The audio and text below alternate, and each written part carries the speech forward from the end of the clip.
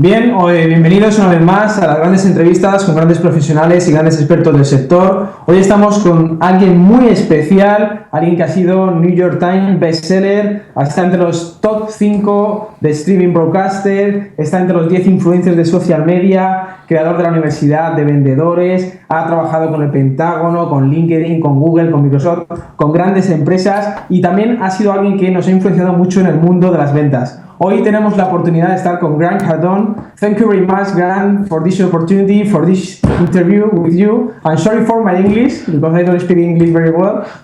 It's perfect, man. Perfecto, bravo. Thank you. Okay, so Christian is speaking with me both in English. Okay, good. So, Grant, thank you very much for being in this interview. You really inspired us years ago when we were at a Mike Kinning's event. You were speaking there, and from there on, you didn't know. Now you know. You transform our whole business, the way that we make business, the way that we sell, the way that we close. Thank you so much. So it's for us an honor that you can now impact also our audience here in the Spanish-speaking market. Thank you very much. Well, thank you so much for thinking enough of me, yourself, and your audience to have me on. I appreciate it. Ok, excelente. Bueno, ¿qué preguntas le podríamos hacer a Grant? Fíjate, una primera pregunta es, ¿qué es lo que haces para que empresas como T-Mobile, Harley Davidson, BMW, Microsoft, Google, todas empresas contraten tus servicios? Okay, Grant, what is it that you do in order to have companies like T-Mobile, Google, Verizon, BMW come to you, contract your services? What is it exactly that you do? We've worked with everybody from Google, as big as Google, with hundreds of thousands of employees that sell a virtual product. Really, they're selling advertising and technology in many cases to customers, all the way to mom and pop stores, maybe the winery down the street that wants to sell this bottle of wine, right? So we work with companies that sell a tangible product and an intangible. And the reason companies hire us is because we can find that part of the market that your company is just not getting. So we look for missed opportunities, for missed customers, and then look to create approaches, sales strategies that will go directly to that client and sell them the product that you're trying to sell. Got it. Perfect. Great. Bueno, pues prácticamente lo que Grant dice, luego lo iremos traduciendo para que no os perdéis todo este contenido, ¿verdad? Exacto. Genial. Una segunda pregunta es, imagínate que tienes a un cliente al teléfono que te dice, pues, que no tiene forma de encontrar dinero para pagarte. ¿Qué harías? Okay, Grant, imagine this. You have a client here on the phone and tells you that there's no way for him to find money in order to pay you. How would you close that client? And I'm asking you this question because we know you're an expert, for us, the top expert in learning, teaching how to close. So look, you're going to hear this at every level. The money objection is going to become an objection that the sales organization, the salesperson, or the company needs to handle it, whether you're selling business to business or business straight to a consumer. They're going to tell you, I don't have the money. Most of the time, it's not even a valid objection. Yeah. Some of the time it is valid. For instance, I just got off the phone. I called for a client. He's like, oh, we're getting all the business. I said, give me a list of everything you have not sold this month. They gave me a list. I called the first one on the list. While he was on the phone, I just picked up the phone and called him. I said, hey, why haven't you bought our product yet? That was the whole call. Hey, my name's Grant. I'm with such and such. I'm calling for one reason. Why have you not bought our product? Well, I don't have the money right now. We don't have the, what does that mean you don't have the money? You don't have the monthly payment? You don't have the down payment? No, I don't have the credit necessary to buy the product. What does that mean again? Well, really what it means is I have to get rid of something. I got to get rid of a piece of equipment that I have a lease on in order to buy this new thing. I said, look, so what you're telling me, you don't have the lease with no money down. Okay, what do you want? If I could do all that, if I was a magician, he told me exactly what he needed. I'm like, good, I'll be calling you back with a deal. I'm going to buy your piece of equipment back. I'm going to get rid of that, or we're going to sell it for you. I'm going to get you into our product. I'm going to get you credit. The point is this: the company must take responsibility for the entire deal, not just answering the phone call. The company's job is not to set up a storefront, advertise. Your job is to set up a store, advertise, and make sure the buyer gets your product, all the way down to getting the money. So in real estate, the real estate industry is almost criminal at this. The real estate agent says, it's not my job to get the financing. Look, if you don't get the financing, you're not going to get the deal done.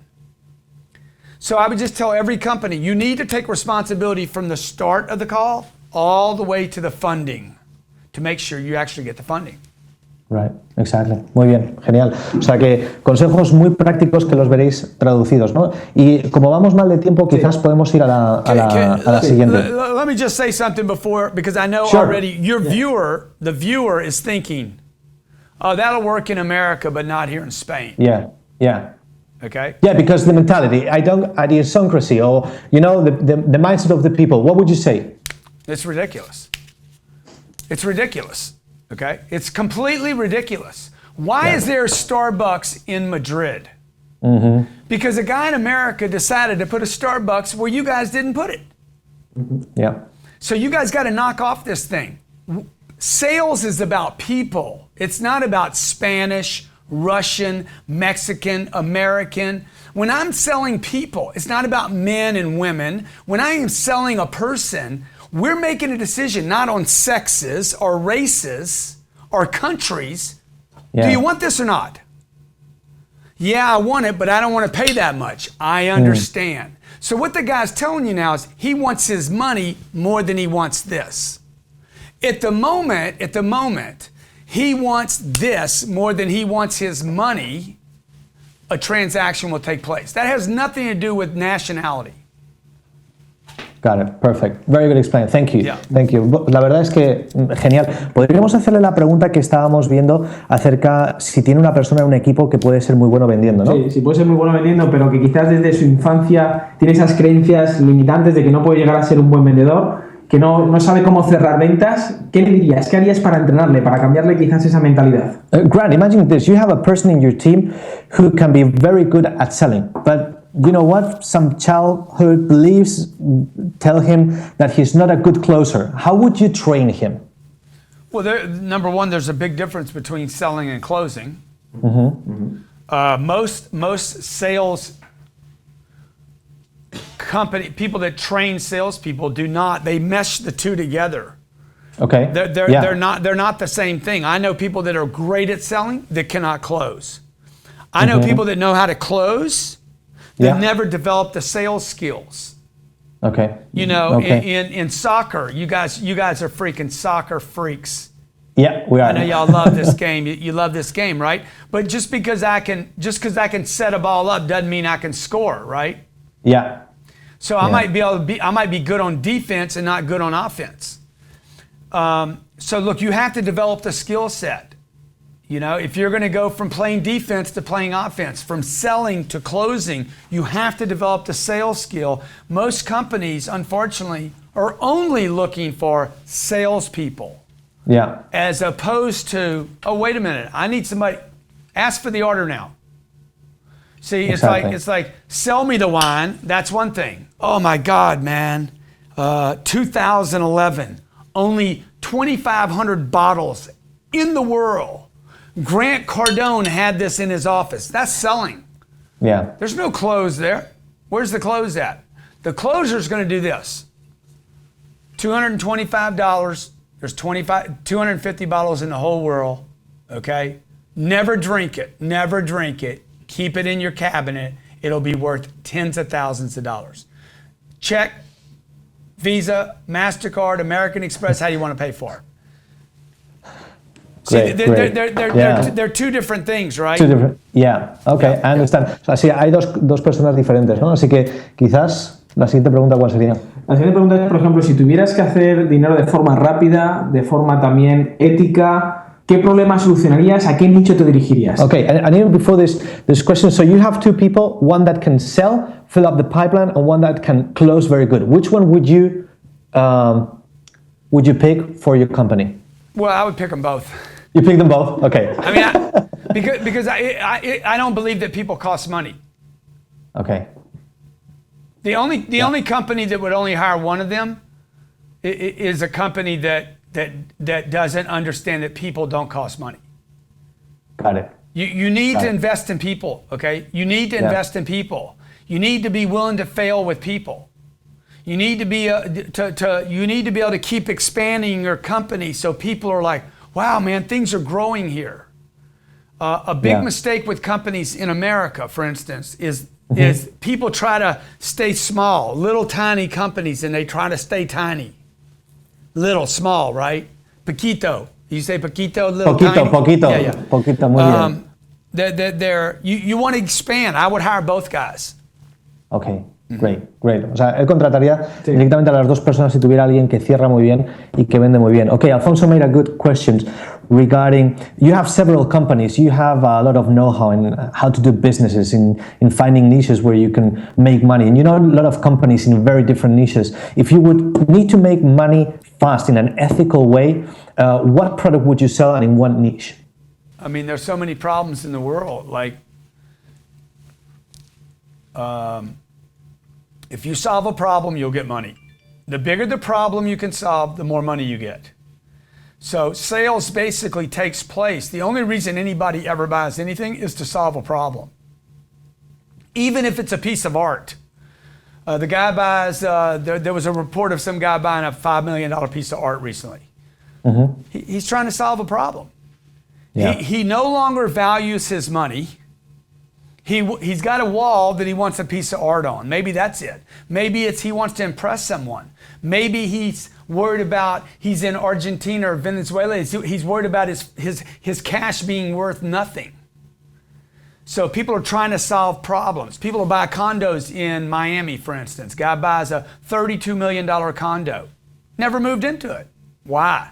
Trying to solve a problem. So I don't think there's one niche or one market. If you can solve problems, the bigger the problem you solve, the more money you're going to make. The faster you can solve those problems, the more money you're going to make.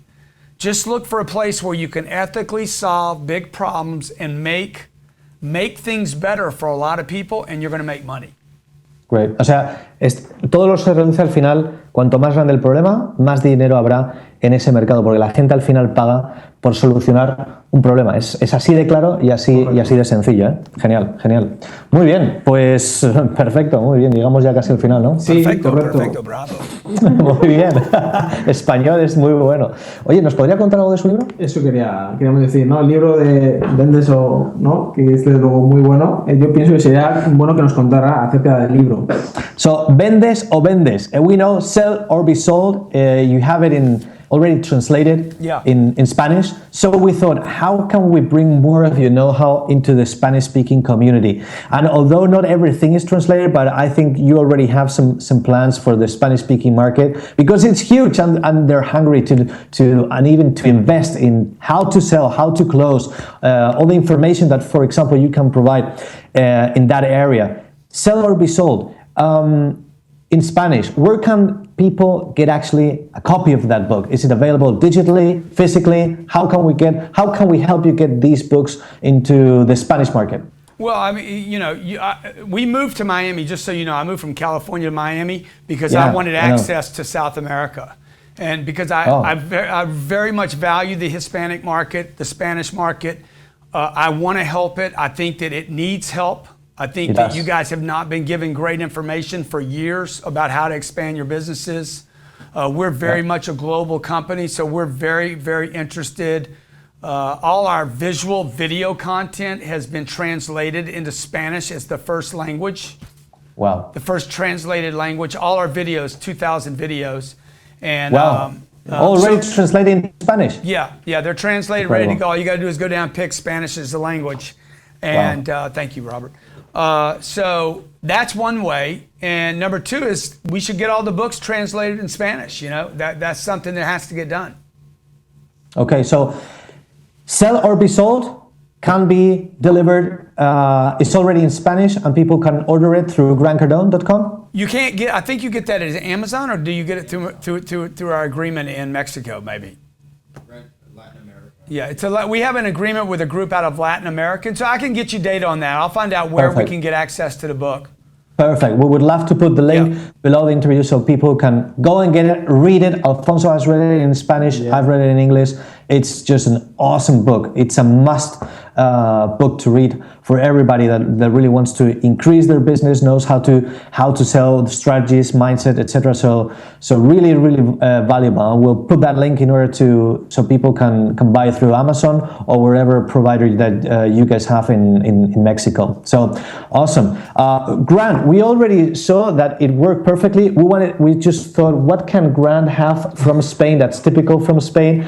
And we said, okay, what better than cava? That's the Spanish champagne. So in France they call it champagne. In Spain we call it cava. Some of them say that's even better than champagne. You'll judge it at the end when you drink it.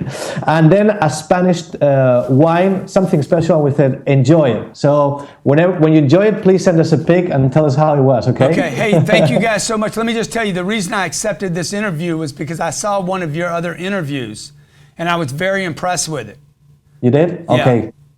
Thank you for reaching out to us. Thank you for having me on your show. Okay, it's a pleasure. Thank you very much, and we hope to have some more news regarding the Spanish translation of the books, of your products, and hopefully that we can have access to. Okay, thanks a lot. Thank you very much, Ren.